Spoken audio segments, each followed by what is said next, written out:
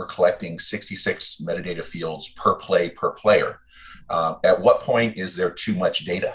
We go through these workflow sessions with some of these clients, and we start talking about all this data that's being collected. At what point do we say enough's enough?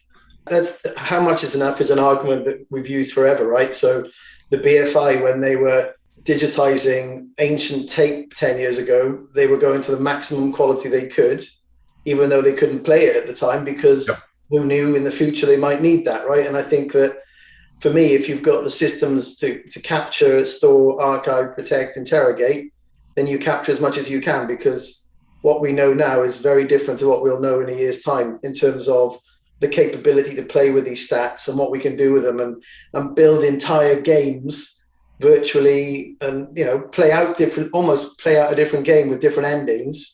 Right. Because we had those stats. I mean, obviously, I do work for a storage company, so that's it's one of the key drivers of every decision I make. Is always duly noted that the storage guy said more data. More data, yes. No. However, I mean, tongue in cheek, I think that you store as much as you can in the best quality you can. Is all of that information making it to being attached, if you will, as metadata, searchable metadata in an asset management system for consumers to search by those pieces of information? Is that kind of stuff happening yet? No, and I don't think it needs to right now. So I'll give you the simple practical example for us, and then I'm going to contradict something that you just said. Okay, good. Just a little, because I think, well, let me do that first because it's quick. Don mentioned that they've got 65 pieces of data per player per play.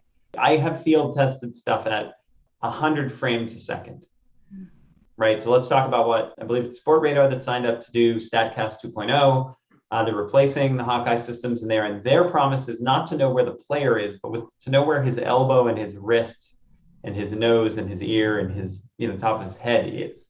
We want to track that at 100 frames a second, and now you're talking about effectively a video stream, right? Yeah.